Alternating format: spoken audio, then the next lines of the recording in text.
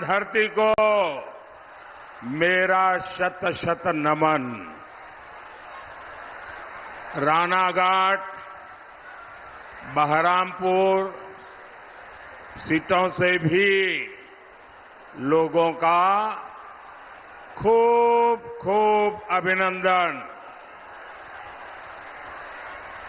आप इतनी बड़ी संख्या में हम सबको आशीर्वाद देने आए हैं।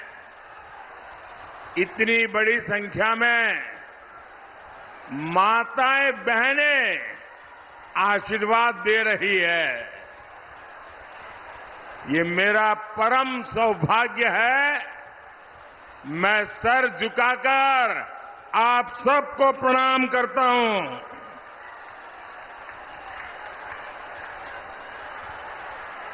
अभी मैं हेलीपैड से यहां आ रहा था।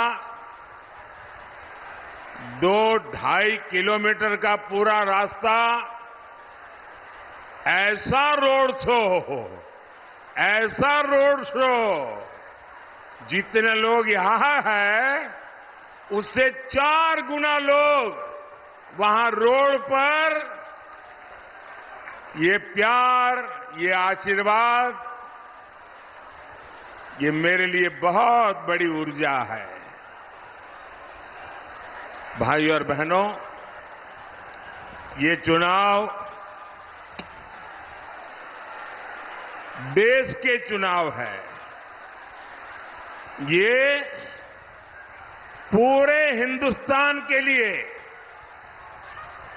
सरकार चुनने का अवसर है। देश में सरकार कौन बना सकता है?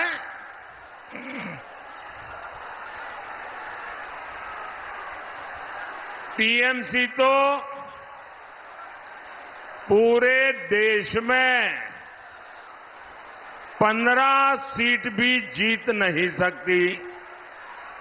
अब आप मुझे ये बताइए, क्या टीएमसी 15 सीट लेकर के सरकार बना सकती है क्या? जरा मुझे जवाब दीजिए। 15 सीट लेकर टीएमसी सरकार बना सकती है क्या? जोर से बताइए, बना सकती है क्या? कांग्रेस भी पूरे देश में कितना ही जोर लगा दे, इस बार आधी सेंचुरी करना मुश्किल है। 50 सीट पाने के लिए भी वो बहुत मुश्किल में है। अब मुझे बताइए, 50 सीट भी नहीं मिल रही है तो क्या वो सरकार बना सकते हैं क्या? ये वाम मोर्चा कभी यहां पर उसका सूरज ढलता नहीं था। आज कहीं लाल झंडा नजर नहीं आ रहा है, वो तो पस्त पड़ा हुआ है। क्या वो भी सरकार बना सकता है क्या?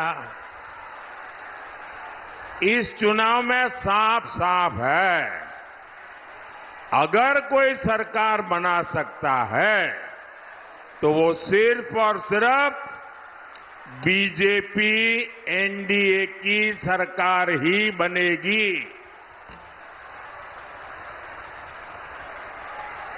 मेरा आप सबसे प्रार्थना है, अब जगह बिल्कुल नहीं है, कृपा करके आप जहां हैं वहीं से सुन लीजिए। आप मुझे देख नहीं पाएंगे, मैं इसके लिए क्षमा मांगता हूं, लेकिन आप आगे आने की कोशिश मत कीजिए। बोलिए भारत माता की, भारत माता की। अभी तो बहस इतनी है कि भी एनडीए 400 पार होगा कि नहीं होगा। जो हमारे विरोधी कहते हैं 400 पार नहीं होगा, जो लोग मैदान में काम कर रहे हैं बोले कहते हैं बिल्कुल 400 पार करेगा।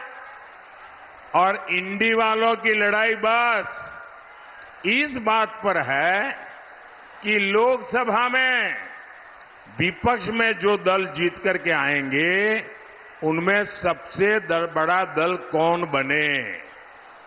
ये लोग इसी के लिए लड़ रहे हैं। फिर मोदी को किस लिए इतने ज्यादा एमपी चाहिए? भाइयों बहनों, मोदी को ज्यादा एमपी इसलिए चाहिए ताकि वो हर संसदीय क्षेत्र को आगे बढ़ा सके। आज देश में कनेक्टिविटी, इंफ्रास्ट्रक्चर, गांव, गरीब, किसान, महिलाओं से जुड़े कितने काम हो रहे हैं। अगर आपके यहां बीजेपी एनडीए के सांसद होंगे तो और तेजी से विकास होगा। बीजेपी एनडीए के सांसद अपनी मेहनत से अपने क्षेत्र में 5-5, 10-10 हजार करोड़ रुपए के प्रोजेक्ट ले जाते हैं। आप बीजेपी सांसदों को देखा होगा, पिछले 5 साल उन्होंने इतनी मेहनत की है, अपने क्षेत्र का इतना विकास किया है। अगर यहां से भी आप बीजेपी के सांसद चुनते हैं तो विकास में ताकत लगाता है, और अगर विरोधी चुनते हैं तो हाउस में हो हल्ला करने में टाइम बिगाड़ता है। साथियों, मैं जानता हूं टीएमसी, कांग्रेस, लेफ्ट के इंडी अलायंस पर भरोसा आप लोग खो चुके हैं। आप चाहते हैं यहां टीएमसी के तोलाबाजों और महिलाओं पर जुल्म करने वालों को कड़ी सजा मिले। जिस टीएमसी ने गरीब का राशन तक नहीं छोड़ा, उससे उम्मीद ही क्या की जा सकती है। इसलिए गांव हो या शहर, हर कोई एक ही बात कर रहा है। फिर एक बार आप जरा बोलेंगे तो शायद मैं समझूंगा कि मेरा हिंदी आप समझ सकते हैं कि नहीं सकते। फिर एक बार, फिर एक बार, फिर एक बार,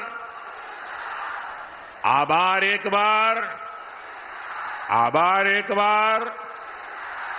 मैं कृष्णानगर को, राणाघाट को, बहरामपुर को गारंटी देता हूं, जिन को टीएमसी ने लूटा है उनका हिसाब किया जाएगा। इतना ही नहीं, जहां कानून के हिसाब से संभव हुआ वहां पीड़ितों को उनका पैसा लौटाया जाएगा। ये मोदी की गारंटी है। एटा मोदी गारंटी। साथियों, मुझे यहां के मेरे साथी बता रहे थे कि पहले यहां कितनी फैक्ट्रियां हुआ करती थी। एक समय पूरा बंगाल इंडस्ट्री के मामले में कितना आगे था, लेकिन कांग्रेस, लेफ्ट और फिर टीएमसी ने सारे उद्योगों को बर्बाद कर दिया। लाल झंडे वाले ताले लगाते रहते थे। यहां तोलाबाजी हो, दंगे हो, वहां कौन आएगा, कौन निवेश करेगा? भाइयों और बहनों, टीएमसी, कांग्रेस, लेफ्ट का इंडी अलायंस सिर्फ एक ही काम जानता, और वो काम है अपीजमेंट, तुष्टीकरण, वोट बैंक की राजनीति। आप जानते हैं कि कांग्रेस ने देश का विभाजन धर्म के आधार पर किया। इसमें उन हिंदुओं, सिखों, बौद्ध, जैन, पारसी, ईसाई, इन सबका क्या दोष था जो बॉर्डर के उस पार रह गए? ऐसे साथियों का ध्यान रखने की गारंटी देश के विभाजन के समय दी गई थी। लेकिन आजादी के बाद इस बात को भुला दिया गया।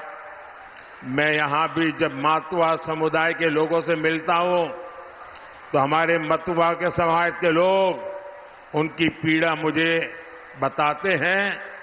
वो मुझे सुन करके बड़ा दर्द होता है। ऐसे हर व्यक्ति की पीड़ा दूर करने के लिए ही हमारी सरकार ने मतुआ समाज जैसे सभी बंधुओं को न्याय देने के लिए सीएए लाने का साहस किया। लेकिन टीएमसी इसका सबसे ज्यादा विरोध कर रही है। लोगों को उम्मीद थी कि टीएमसी इसका सबसे ज्यादा समर्थन करेगी, लेकिन टीएमसी के लिए वोट बैंक की राजनीति सर्वोपरि है। और अब तो इन लोगों ने हद ही कर दी है। ये लोगों के बीच सीएए के बारे में दुष्प्रचार भी कर रहे हैं। टीएमसी को किसी पीड़ित हिंदू को अधिकार मिलने से एलर्जी है, लेकिन टीएमसी को ये पता होना चाहिए कि वो सीएए को लागू होने से रोक नहीं सकती। और मैं सीएए के माध्यम से भारत की नागरिकता मांग रहे हर व्यक्ति को आज विश्वास दिलाता हूं, उन्हें उनका हक मिलकर रहेगा। उन्हें हर सरकारी योजना का लाभ मिल करके रहेगा और ये मोदी की गारंटी है। साथियों, पश्चिम बंगाल का इतिहास देश को दिशा देने वाला रहा है। यहां राजा कृष्णचंद्र जी ने उनका सुशासन, उनकी भारत भक्ति की विरासत है, जिन्होंने हमारी आस्था, हमारी संस्कृति को बचाने के लिए काम किया। यहां के विकास के लिए अपना बहुत कुछ दान कर दिया। लेकिन टीएमसी वाले ऐसी विरासत को ही बदनाम करने में जुटे हैं। आज देखिए, देश के इतिहास में शायद ही ऐसी कोई सरकार रही जिसको आए दिन कोर्ट को याद दिलाना पड़ता है कि उसकी ड्यूटी क्या है। टीएमसी सरकार ऐसा कोई काम करती नहीं जो संविधान और कानून के मुताबिक हो, जो लोकतंत्र के मुताबिक हो। इसका एक बहुत बड़ा उदाहरण संदेश खाली है। संदेश खाली में क्या चल रहा है, ये टीएमसी के टॉप लीडर्स को पहले से पता था। लेकिन संदेश खाली बहनों से ज्यादा वो अत्याचारी इनके काम का था। देखिए कैसे कैसे हथियार, कैसे कैसे सामान मिल रहे हैं। क्या ये गोला बारूद, ये बम बंदूक गणतंत्र को मजबूत करने के लिए था क्या? साथियों, कल मैं जब बंगाल पहुंचा था तो मुझे कई एक्स सर्विसमैन मिलने लिए आए थे। उन्होंने मुझे वन रैंक वन पेंशन के लिए बहुत धन्यवाद दिया। वो इतने भाव विभोर थे कि हमारा 40 साल पुराना वन रैंक वन पेंशन का मामला आपने सुलझा दिया और लाखों करोड़ रुपया ये हमारे एक्स सर्विसमैन को हमने पहुंचाए। जिन लोगों ने राष्ट्र की सेवा के लिए अपने पूरे जीवन काम किया, आज बंगाल में उनका शोषण हो रहा है। इन लोगों ने कल मुझसे इस बारे में विस्तार से बात की है। आज मैं इस मंच से हमारे एक्स सर्विसमैन, जिनको बंगाल की धरती पर टीएमसी सरकार लगातार अन्याय करती है, मैं उनको विश्वास दिलाता हूं कि बंगाल की भारतीय जनता पार्टी आपके साथ खड़ी रहेगी और आपकी मुसीबतों को दूर करने के लिए मेरे तीसरे टर्म में भारत सरकार हर कानूनी काम में आपकी मदद करेगी। ये मैं सभी एक्स सर्विसमैन को विश्वास दिलाता हूं। भारतीय जनता पार्टी और हमारी सरकार ऐसे हर एक्स सर्विसमैन की पूरी मदद करेगी। भाइयों और बहनों, मोदी गरीब, दलित, आदिवासी और महिलाओं को सशक्त करने में जुटा है। मोदी आज आपको पक्का घर दे रहा है। मोदी ने आपको मुफ्त राशन दिया है, नल से जल की सुविधा दी है। ऐसी हर योजना से हमारी बहनों को बहुत सुविधा हुई है। अब मोदी आपके लिए एक और बहुत बड़ी योजना लेकर आया है। आपके घर का बिजली का बिल 0 हो, इसके लिए पीएम सूर्यघर मुफ्त बिजली योजना मैंने शुरू की है। आपको सरकार आपके घर के छत पर सोलर पैनल देने के लिए मदद देगी और अगर जरूरत से ज्यादा बिजली पैदा हुई तो आप उसको बेच सकेंगे, सरकार उसको खरीद लेगी। साथियों, यहां बहुत बड़ी संख्या में सेल्फ हेल्प ग्रुप से जुड़ी बहनें भी हैं। मोदी सरकार के 10 साल में पूरे देश में 10 करोड़ महिलाएं सेल्फ हेल्प ग्रुप से जुड़ी है। ये देश में बहुत बड़ी क्रांति हुई है। मोदी ने इन 10 करोड़ महिलाओं को बिना बैंक गारंटी 8.5 लाख करोड़ रुपए, ये बहनों को 8.5 लाख करोड़ रुपए, उससे भी ज्यादा रुपयों की मदद की है। मोदी जब भारत में बने सामानों पर जोर देता है तो उसका लाभ भी सेल्फ हेल्प ग्रुप की महिलाओं को होता है। इसी वजह से आज सेल्फ हेल्प ग्रुप की 1 करोड़ से अधिक बहनें लखपति दीदी बन गई है। 1 करोड़ लखपति दीदी बहुत बड़ा आंकड़ा है, लेकिन मोदी आराम से बैठने वाला नहीं है। अब मेरा लक्ष्य है, मेरा टारगेट है, आने वाले टर्म में 3 करोड़ लखपति दीदी बनाना है। साथियों, मोदी के इन प्रयासों के बीच देश टीएमसी सरकार की क्रूरता भी देख रहा है। मोदी ने देश के हर परिवार के हर बुजुर्ग को मुफ्त इलाज देने की गारंटी दी, मुफ्त अनाज भी दे रहे हैं, मुफ्त इलाज भी दे रहे हैं। लेकिन यहां टीएमसी सरकार आयुष्मान भारत योजना लागू ही नहीं होने दे रही। मोदी पैसा सीधा अस्पताल में भेजता है। ये कहते हैं कि पैसा पहले टीएमसी के खाते में डालो। क्यों भाई?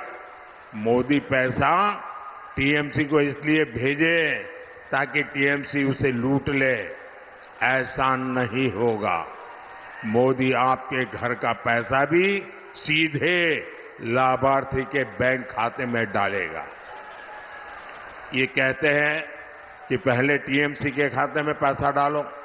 मनरेगा का पैसा भी मोदी सीधे लाभार्थी के खाते में देना चाहता है, लेकिन टीएमसी कहती है कि पहले टीएमसी के खाते में पैसा डालो। मोदी का फॉर्मूला ही डायरेक्ट बेनिफिट ट्रांसफर का है। कोई बिचौलिया नहीं, कोई कट कमीशन नहीं, कोई कट की कंपनी नहीं, सीधा बैंक में आपके खाते में पैसा जमा। लेकिन टीएमसी सरकार को पसंद नहीं आता, इसलिए कितनी केंद्र सरकारी योजनाएं वो रोक करके बैठी है। भाइयों और बहनों, टीएमसी सरकार ने यहां के जूट किसानों को बर्बाद करने में भी कोई कोर कसर बाकी नहीं छोड़ी। जूट की खेती को बढ़ावा मिले, जूट की मिलों को बढ़ावा मिले, इसके लिए हम जूट के बैग को प्रोत्साहन देते हैं। हाल में ही जूट के लिए एमएसपी 285 रुपया 285 रुपीज बढ़ा दिया है। अब जूट का एमएसपी प्रति क्विंटल 5,335 रुपये हो गया है।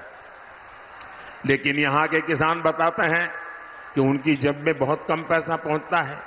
साथियों, बंगाल में बुनकरों को केंद्र सरकार ने लूम दिए हैं, ट्रेनिंग दी, धागे के लिए ट्रांसपोर्टेशन और उसके दाम में सब्सिडी दी है। लेकिन टीएमसी ने यहां हैंडलूम उद्योग को ही बर्बाद करके रख दिया है। यहां टेराकोटा आर्ट है, मिट्टी की कला है। ऐसे विश्वकर्मा साथियों के लिए मैंने पीएम विश्वकर्मा योजना बनाई है, लेकिन टीएम की सरकार ये योजना भी यहां लागू होने नहीं दे रही है। साथियों, बंगाल को बचाने के लिए, बंगाल में तेज विकास के लिए, बंगाल में ज्यादा से ज्यादा बीजेपी सांसद जीतने की जरूरत है। इसलिए जरूरी है कृष्णानगर से राजमाता अमृता रॉय जी, राजमाता अमृता रॉय जी, रानाघाट से हमारे साथी जगन्नाथ सरकार जी, बहरामपुर से निर्मल कुमार साहा जी, उनको आप भारी मतों से विजयी बना करके संसद में भेजिए।